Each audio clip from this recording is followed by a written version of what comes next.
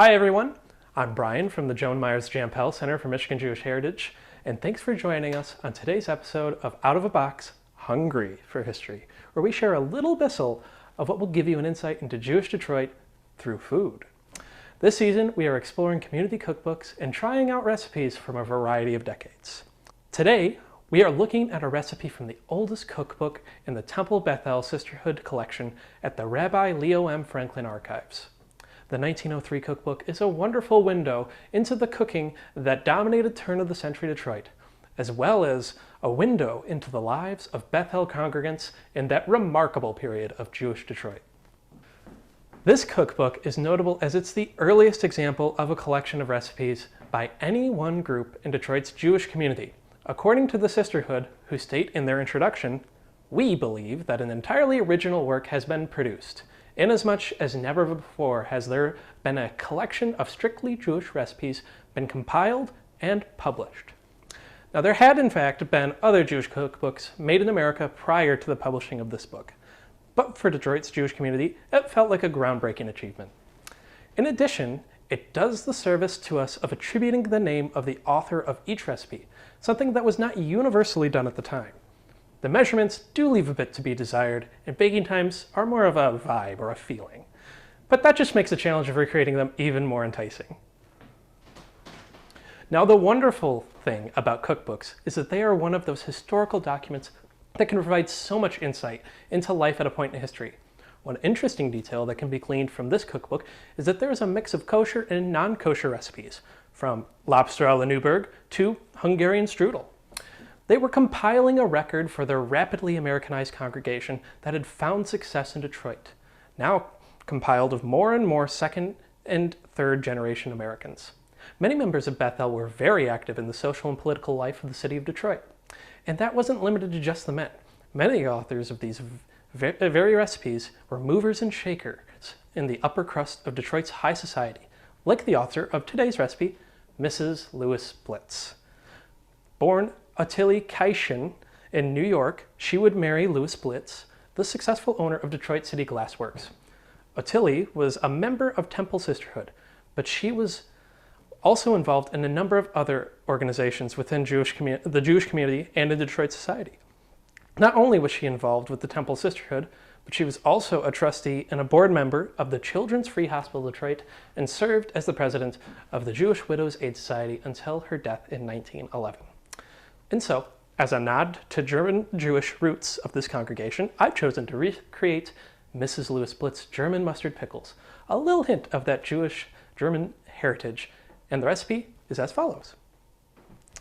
All right, so to start, we're going to take some cucumbers here. I had to do a little bit of figuring out on the recipe here because there were no instructions for the quantity, besides saying that you would add a dollop of horseradish per gallon of vinegar, and that was not particularly helpful. So today we're going to start by taking some cucumbers, peeling them, which I've already done here, and then we're going to be scooping out the seeds from inside with some spoons. So we'll just do that here. Done. So now that we have our cucumbers peeled and de-seeded, as it were, we're going to quarter them. So I've chosen to just go long ways so that they kind of have that pickle shape. Okay, and now that we have our cucumbers quartered, we're going to place them in a dish, and then we'll be covering them with salt. I've been covering them just a little bit and then adding a little bit on top and layering them. And now we'll cover these. This is probably good. I'd like to get a little more, but we're having some difficulty with our salt. And this is just to show the next step. So we'll keep this covered for about 20 hours. And I have very helpfully prepared another batch. So here's our next step. These pickles here have been sitting for about 20 hours-ish in salt. I've been very generous with the coverage of salt here. And we're going to just add some vinegar to this to create a little bit of a brine that this is going to sit in for another 20 hours. So we'll just add some vinegar into this.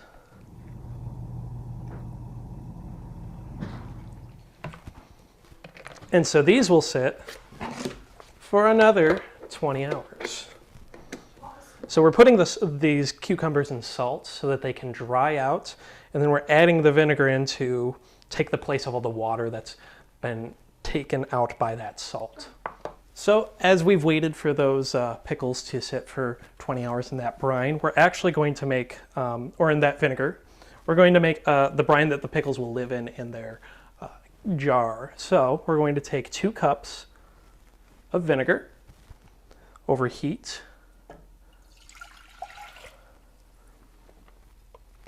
and then we've got a 1/4 of a teaspoon of allspice, black pepper, and red pepper. We'll add that in here. We've got some cut onions that we're going to be adding.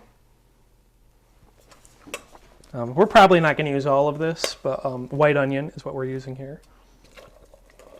Yeah, so we don't have exact measurements for everything here. I've kind of cheated a little bit, and I looked at some other similar recipes for German mustard pickles like that, and that's where I got the ratio of the spices. But as for the white onion and for the horseradish here that we're going to be adding just now, they're just kind of guesses. So we're going to see how that turns out. I've used about a tablespoon of horseradish here. And then we'll just stir and incorporate everything. And we want to bring this to a boil. You know, the recipe says for the mustard seeds, we have 1 full teaspoon of mustard seeds. It says that we can add them into the brine later. I'm feeling a little spicy right now. We're going to add it in to the brine as it cooks. So we'll see how this affects the flavor. Let's see. Okay, we're back here, and let me tell you, the smell is potent. It is pretty, we got a lot of vinegar. We got a lot of onion and mustard and spice going on. It's potent. So we'll start by taking out these pickles and putting them in our little jar here. They're looking a little flabby too, and they don't have that Vlasic crunch, I think. Maybe we should have left the skins on, but that's...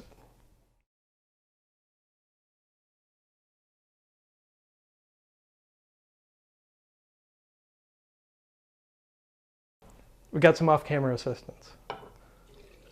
A pro.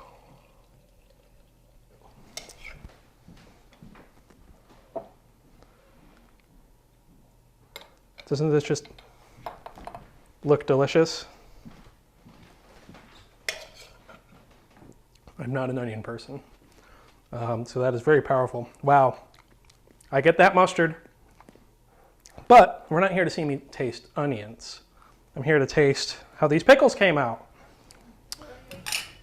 Ooh, wow. That's the smell coming out of there. I am surprised it's slightly started to activate the seal a little bit. So they've cooled for about...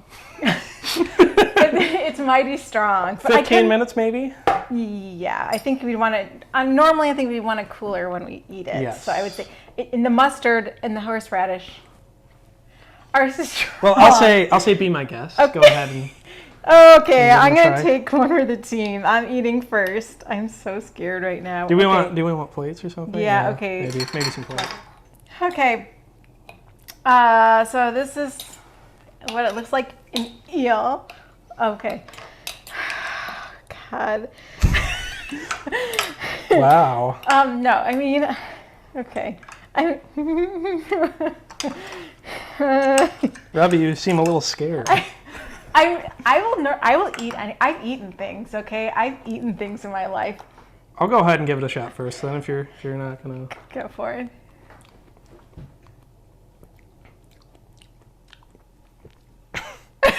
Okay.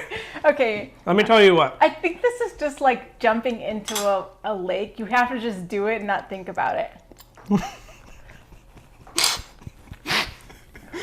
Okay, so we were talking off camera. And I may have misread the instructions. You're supposed to wash the salt off in that second stage. Now, it's really salty. It's oppressively salty. I will say, though, immediately my first taste tasted very much like pickle. That first taste before you're overwhelmed with salt. All I taste is salt. Like, It's very much a very familiar flavor before you are punched in the face with salt. that was my salt intake for a year. So I'm done for this year for salt. I think I'm gonna try this, and I'll report back later after I've properly done the recipe. I would say yes. I think a big misstep was after you Not washing off the salt. After you lay on about a pound of salt, you need to wash off the salt before you continue. I don't know about a pound. But I think, okay, here's the thing is I think the brine itself is actually okay. You actually can taste a little bit of that mustard. I like the onions because I love pickled onions. And you do that horseradish, it's not really strong because I think you used the right amount where it wasn't super strong. Tablespoon, yeah. So I think it's just wash off the salt. And that was our attempt at a 1903 Jewish Detroit cookbook recipe. But the fun doesn't have to stop here. This entire cookbook is digitized on our database. Click the link below to view it for yourself. And thank you for joining us on this week's Out of the Box Abyssal of History. Be sure to subscribe to see more of our content and visit our website, mijewishheritage.org, to explore more of our resources.